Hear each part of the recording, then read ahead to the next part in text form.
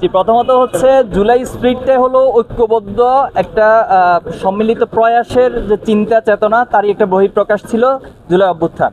তো আমরা চেয়েছিলাম যে এরপরে আসলে সকলে ঐক্যবদ্ধভাবে কাজ করবে। আপনারা লক্ষ্য করেছেন জুলাই অভ্যুত্থানের পরবর্তী ছাত্র শিবির তার প্রত্যেকটা মুভগুলো ছাত্র বান্ধব এবং সেবামূলক কার্যক্রম নিয়ে অগ্রসর হচ্ছে, এবং সাধারণ শিক্ষার্থীদের সাইকোলজি বোঝার জন্য এবং তাদের পালস বোঝার জন্য আমরা প্রত্যেকটা ক্যাম্পাসে যাচ্ছি এবং সেখানে আস্ক শিবির, নো শিবির অথবা মিট দ্য বিলিয়ন্স আমরা এর মধ্য দিয়ে শিক্ষার্থীদের পালসগুলো বোঝার চেষ্টা করছি এবং তারা যা চায় বাংলাদেশ ছাত্র রাজনীতির জন্য যে গুণগত পরিবর্তন হয় সেভাবে আমরা কাজ করে যাওয়ার জন্য চেষ্টা করছিলাম। কিন্তু আমাদের বন্ধু প্রতিম তারা আমাদেরকে প্রতিপক্ষ শব্দ ব্যবহার করে, আমরা বন্ধু প্রতিম শব্দটি খুব সচেতনভাবে ব্যবহার করে বলছি।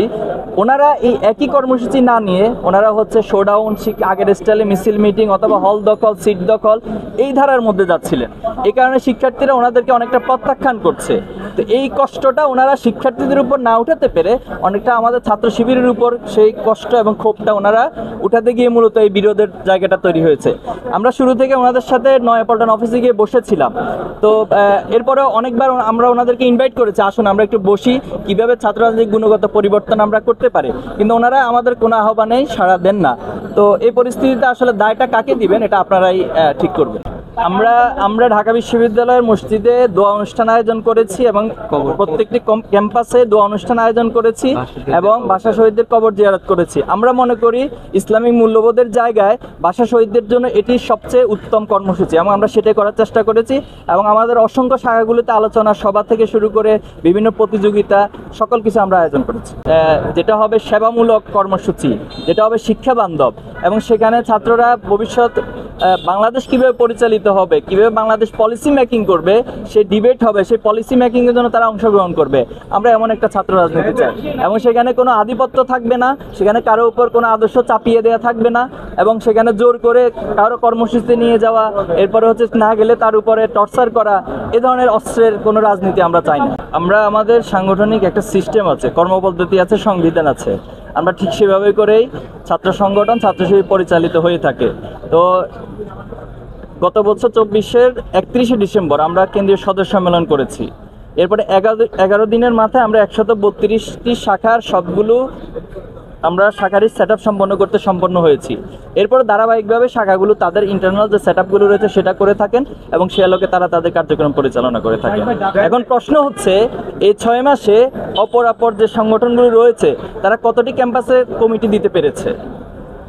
তো তারাই যদি আবার যে অভিযোগগুলো করেন সেটা যদি আবার আপনারা আমাদের কাছে রিপ্লেস করেন তাহলে এই কম্পারিজন এটা তো ইনসাফ হলো না, এটা একটা বেইনসাফি প্রশ্ন হলো। দেখুন, আমরা শুরু থেকে বলে আসছি, গণমাধ্যমে ইতিপূর্বে অনেকবার বলেছি যে ছাত্র সংসদ নির্বাচন এটি শিক্ষার্থীদের দাবি এবং দীর্ঘদিন এই ছাত্র সংসদ নির্বাচন না হওয়ার পিছনে মূলত ফ্যাসিবাদী রাজনীতিটা দায়ী ছিল। যেহেতু ফ্যাসিবাদের বিলোপ হয়েছে, এখন ছাত্র সংসদ নির্বাচনের মাধ্যমে ছাত্ররা, শিক্ষার্থীরা তাদের প্রকৃত প্রতিনিধি নির্বাচন করবেন, এটাই খুব স্বাভাবিক। কিন্তু আমরা দেখছি যে আমাদের বন্ধু প্রতিম সংগঠন তারা এই নির্বাচন চায় না। কেন চায় না? তারা বলছে এখানে সংস্কার প্রয়োজন। এরপর হচ্ছে আমরা জাহাঙ্গীরনগর বিশ্ববিদ্যালয়ে দেখেছিলাম যে ওনারা একটা ডেটও ঘোষণা করছে সম্ভাব্য তফসিল ঘোষণার জন্য, কিন্তু পরবর্তীতে সেখানকার ভিসি তিনি বললেন যে ছাত্র সংসদ নির্বাচন দিলে নাকি লাশ পড়বে। তাহলে এই প্রশ্ন কেন উত্থাপিত হচ্ছে?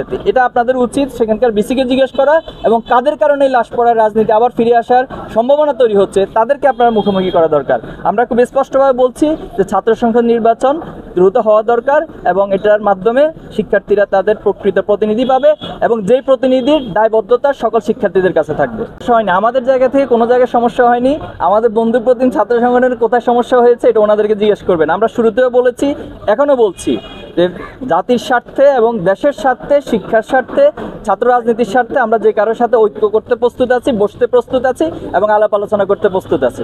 আমরা অসংখ্য কর্মসূচি পালন করেছি শুধু এবছর নয়, প্রত্যেক বছরই আমরা সেটা কর্মসূচি পালন করে থাকি এবং আমি আমার বক্তব্যের শুরুতে 52 শহীদদেরকে স্মরণ করে শুরু করেছি। এরপরে কিভাবে ধারণ করতে হয় এটা ওনার কাছ থেকে একটা লিখিত স্ক্রিপ্ট আমাকে দিবেন, আমরা সেভাবে ধারণ করার চেষ্টা করব।